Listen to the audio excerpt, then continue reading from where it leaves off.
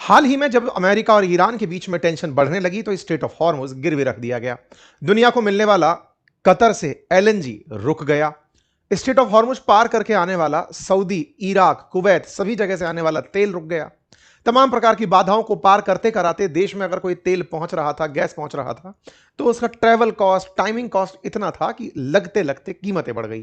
Finally देश के प्रधानमंत्री को आके अनाउंस करना पड़ा कि सब लोग संयम से खर्च करें, और उसके साथ साथ उन्होंने तेल और पेट्रोल की कीमतें बढ़ा भी दी, पेट्रोल और डीजल की कीमतें बढ़ा भी दी। प्रधानमंत्री का आह्वान हुआ कि साहब लोग कारपूल करके चलें, कम ट्रैवल करें, तमाम चीजों की बातें हुई, वो आप सबने हमने सुनी। लेकिन इस बीच में क्या सरकार कुछ और भी स्ट्रेटेजिकल रिफॉर्म कर रही थी? कुछ तो लग रहा है। जैसा हाल ही में भारत के प्रधानमंत्री की यूएई यात्रा आप सबने नोटिस की होगी, जिसमें भारत के अंदर बनने वाले रणनीतिक तेल भंडार यानी स्ट्रेटेजिक पेट्रोलियम रिजर्व के लिए प्रधानमंत्री और यूएई के राष्ट्रपति जो शेख अल नहयान हैं उनके बीच में एक एग्रीमेंट होता है, और यूएई भारत के अंदर तेल के लिए भंडार बनाने को तैयार होता है कि हम अपना तेल आपके यहां पर स्टॉक करेंगे, आप उसको यूज करें। इसी क्रम में क्या भारत ने कोई और कदम भी उठाया? बिल्कुल उठाया।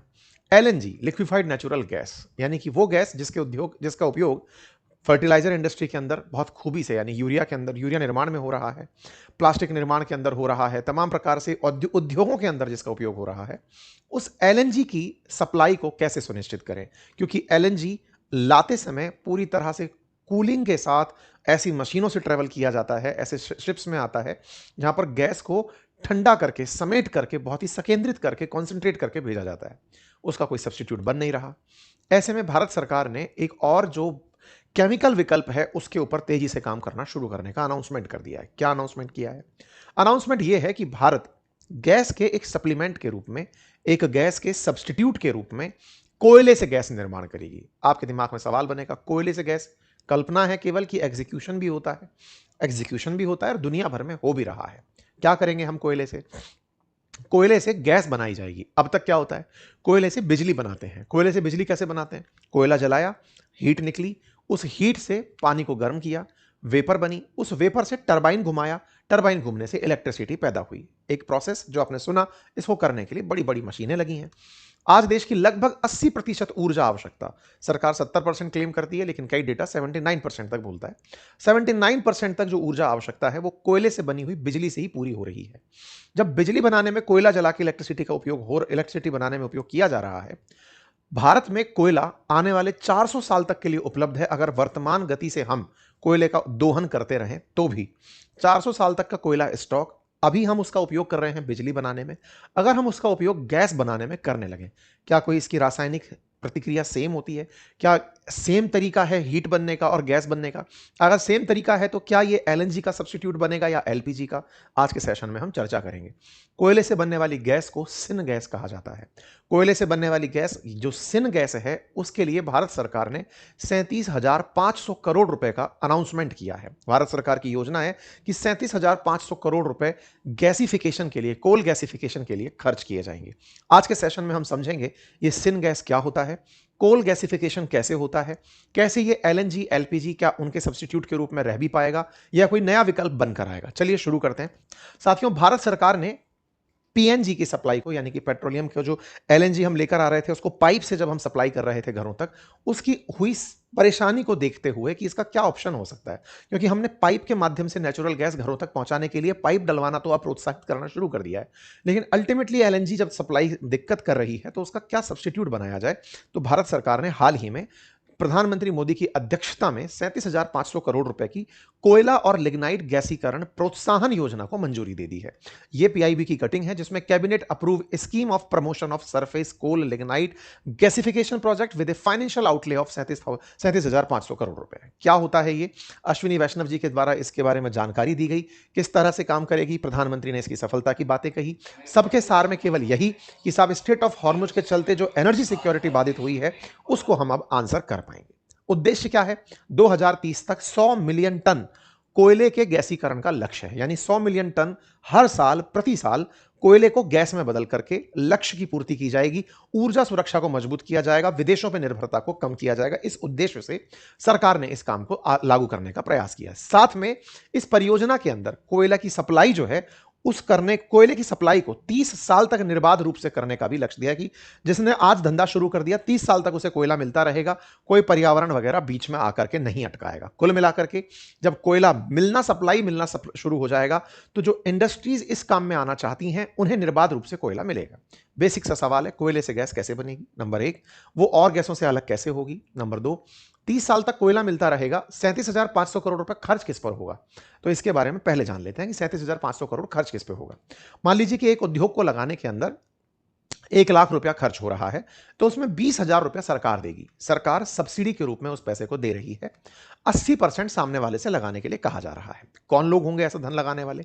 मान लीजिए कि कोई कंपनी है जो फर्टिलाइजर में काम करती है। फर्टिलाइजर के लिए इस गैस की आवश्यकता पड़ेगी। कौन सी गैस है? सिन गैस की बात हो रही है। CO यानी कार्बन मोनोऑक्साइड प्लस हाइड्रोजन, इसका जो कॉम्बिनेशन है that is CO plus H2, इसे सिन गैस के रूप में उपयोग किया जाएगा। तो सिन गैस के रूप में जब ये उपयोग में आएगी तो इस काम के लिए अगर कोई इंडस्ट्री निकल कर आती है, मान लीजिए कि फर्टिलाइजर के लिए कोई भारत की कंपनी बाहर आती है कि हम इस काम को करना चाहते हैं, तो उस काम में करने वाले काम को 80% इन्वेस्टमेंट वो करेंगे, 20% सरकार देगी। और उन्हें पहले से मिली आ रही जो सब्सिडी है उन्हें नहीं रोका जाएगा, क्योंकि पहले भी सरकार फर्टिलाइजर सेक्टर के अंदर तमाम सब्सिडियां देती है, वो सारी जारी रहेंगी। केवल फर्टिलाइजर ही नहीं, अगर कोई ऊर्जा आपूर्ति करने वाली कंपनी है या कोई स्टील प्लांट के लिए काम करने वाली कंपनी है, वो एक्सपोर्ट इंपोर्ट से जुड़ी कंपनी है, कोई भी कंपनी आए, सरकार प्रोत्साहन के रूप में, यानी कि आपकी लागत 20% अब स्वतः ही कम हो गई। ठीक है, अब ये प्रक्रिया क्या है वो जान लेते हैं। तो देखिए, जब रॉक्स की बात होती है तो कोयला सेडिमेंट्री रॉक है। कोयले की प्रक्रिया बचपन से आप लोग जानते आए हैं, बचपन के शुरुआती दौर में पढ़ते आए हैं, फिर भी एक बार चर्चा कर लेते हैं फॉसिल फ्यूल के तरीके से कि जमीन के नीचे जब बहुत सारे पेड़ पौधे दब गए, करोड़ों लाखों साल तक दबे रहे, गर्मी और प्रेशर के चलते वो कोयले में कन्वर्ट हो गए। ये जो कोयले में कन्वर्ट होने की प्रक्रिया है, इसमें कई करोड़ साल लगे, और उस करोड़ साल के बाद में कोयले की मात्रा में कार्बन की मात्रा जैसे जैसे बढ़ती चली गई, कोयला उस लेवल पे क्लासिफाई किया जाता रहा, पीट, लिग्नाइट, सब बिटुमिनस, बिटुमिनस, एंथ्रासाइट। जिस कोयले के अंदर यानी कि कार्बन और कार्बन के साथ ऑक्सीजन ये प्रमुखता से उपलब्ध होता है जब कोई प्लांट होता है, लेकिन प्लांट से धीरे धीरे ऑक्सीजन और वाटर निकलती चली जाए तो कार्बन की कंसंट्रेशन बढ़ना शुरू हो तो कोयला उतनी ही उच्च क्वालिटी का बनता चला जाता है। ऐसे में एंथ्रासाइट यानी कोयले का वो प्रकार जिसमें कार्बन की मात्रा 86% से लेकर 97% तक होती है, सबसे उन्नत किस्म का कोयला माना जाता है। मतलब कोयला कार्बन के कारण पहचाना जाता है, जितना परसेंटेज कार्बन। इसका मतलब क्या है? इसका मतलब है कि आपने एक पत्थर उठाया जिसका वजन 100 किलोग्राम है, अब उसमें कार्बन की मात्रा कितनी है, इससे कोयले की क्वालिटी चेक होती है। अगर जो काला पत्थर आपने उठाया उसमें कार्बन की मात्रा 86% से ऊपर है तो उसे एंथ्रासाइट कार्बन नाम दे दिया, एंथ्रासाइट कोयला नाम दे दिया गया। कार्बन से क्या फायदा होता है?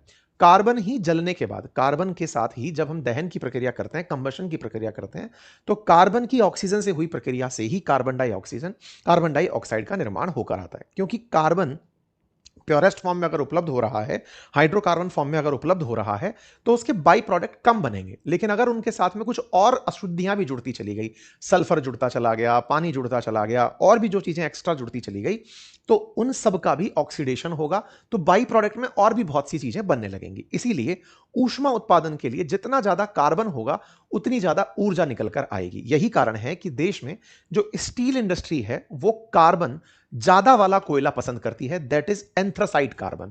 क्योंकि लोहे को गलाने के लिए जो ज्यादा हीट वाला कार्बन चाहिए वो एंथ्रासाइट कार्बन वाले कोयले में हो पाता है। ओके साहब, हमारे देश में एंथ्रासाइट कोयला बहुत कम मिलता है, मेघालय के अंदर और जम्मू कश्मीर में इसकी उपलब्धता है। इसीलिए देश एंथ्रासाइट कोयले को इंपोर्ट भी करता है। जैसे ऑस्ट्रेलिया से भारत कोयला इंपोर्ट करता है।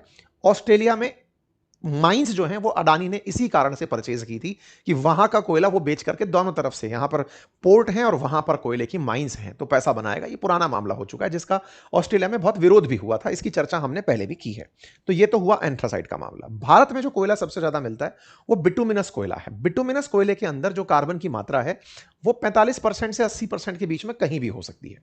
भारत में जो बिटुमिनस कोयला है और इससे पहले वाला लिग्नाइट कोयला है। लिग्नाइट कोयला जिसके अंदर कोयले की मात्रा 35% तक है, 25 से 35%। इस कोयले से कार्बन मोनोऑक्साइड प्लस हाइड्रोजन पैदा करने की प्लानिंग है। हमारे यहां जो बिजली उत्पादन भी होता है वो भी बिटुमिनस और लिग्नाइट से ही होता है। इन दोनों से ही बिजली का उत्पादन किया जाता है। बिजली का उत्पादन कैसे होता है? कार्बन को बर्न, कोयले को जलाया जा रहा है और जलाकर के जो हीट निकल रही है उससे वाटर वेपर तैयार की जा रही है। वाटर वेपर पानी को जला के, पानी को उबाल के, और उससे टरबाइन घुमाकर बिजली का उत्पादन होता है। भारत के अंदर जो कोयले का भंडार है वो 400 अरब टन के अराउंड माना जाता है, और भारत दुनिया में दूसरा कोयला उत्पादक है। पहले नंबर पर चाइना का नंबर आता है। दुनिया में जितना भी कोयला फिलहाल यूज हो रहा है, उस कोयले का 50-51% जो उपभोग है, यानी कि मान लीजिए 100 किलो कोयला धरती से निकलता है, तो 51 किलो अकेला चाइना निकालता है। उसके बाद भारत का नंबर आता है जो 11% कोयला बाहर निकाल करके यूज कर रहा है।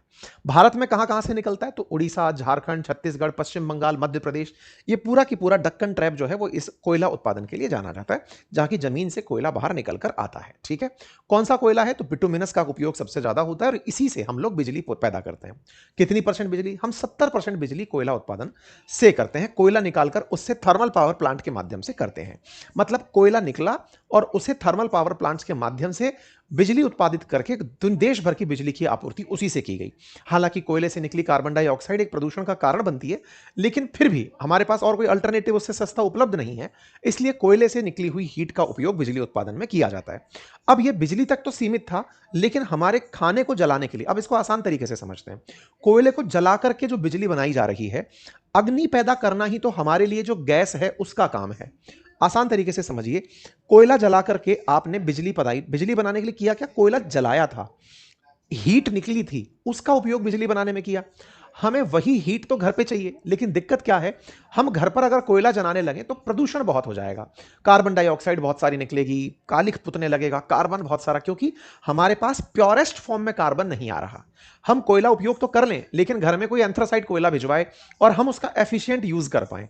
इसलिए आपके घर तक जो कार्बन है उसको पहुंचाना तो है, लेकिन प्रदूषण कम से कम हो ऐसे पहुंचाना है।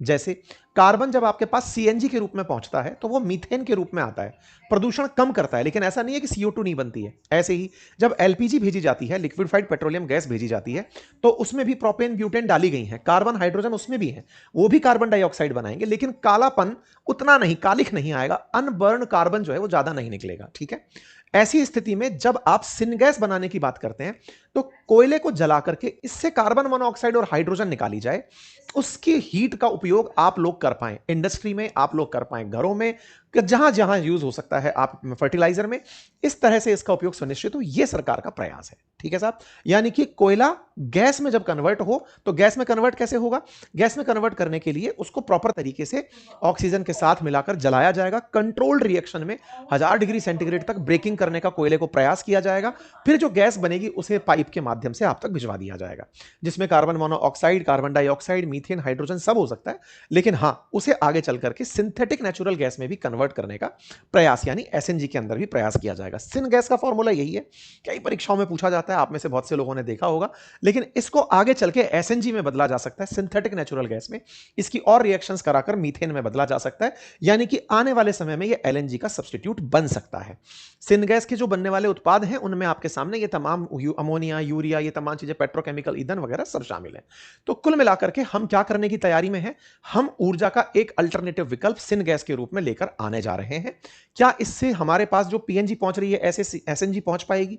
फ्यूचरिस्टिक हो सकता है यह विजन, लेकिन सरकार ऑलरेडी एलएनजी के विकल्प फिलहाल तलाशने लग रही है, पीएनजी के विकल्प तलाशने लग रही है, उसमें सिन गैस का नाम निकल कर आया है। हमें जरूरत क्यों पड़ी? क्योंकि दुनिया में इस समय गैस सप्लाई बाधित हो रखी है, और भारत का विजन अगर 2047 में विकसित बनने का है, तो हमें ऊर्जा आपूर्ति में आत्मनिर्भर होना पड़ेगा। फिर चाहे रिन्यूएबल एनर्जी, सोलर प्लांट्स के माध्यम से हो, चाहे न्यूक्लियर रिएक्टर्स के माध्यम से बिजली उत्पादन हो, फिर चाहे कोयले का गैसिफिकेशन से गैस पहुंचना हो, कार्बन की आपूर्ति की जगह ईवी यूज करना हो, तमाम चीजें हमें करनी होंगी। इसी के प्रयास में लगातार लगा है। क्या यह अचानक पैदा हुआ आइडिया है? नहीं। वर्ष 2021 में भी राष्ट्रीय कोयला गैसीकरण मिशन शुरू हुआ था, जिसमें लक्ष्य 2030 के अंदर 100 मिलियन टन का रखा था, लेकिन इसमें खर्चा इतना है कि लोग आगे नहीं आते। सरकार ने बीच में इसके अंदर 8500 करोड़ रुपए का एक इंसेंटिव रखा था, नहीं आए लोग।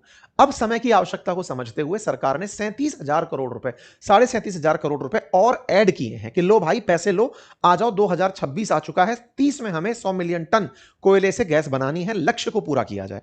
इस कारण से सरकार ने इंसेंटिव योजना इसमें शुरू कर दी कि आओ, जिसको धंधे में पैसा लगाना है लगाओ, हम आपके साथ हैं। तो उम्मीद है आप लोगों को यह बात समझ में आई होगी, सरकार की योजना का महत्व समझ में आया होगा, 20% तक का वित्त पोषण समझ में आया होगा, और सरकार इसको कैसे करना चाहती है वो मैंने आपको बता दिया। तो कुल मिलाकर के अगर 20% सरकार लगा रही है, मान लीजिए 37,000 करोड़ रुपए सरकार लगा रही है, ऑलमोस्ट 40 पकड़कर चलें, तो ये लगभग 2 लाख करोड़ रुपए का इन्वेस्टमेंट धंधे में लेकर आएगा।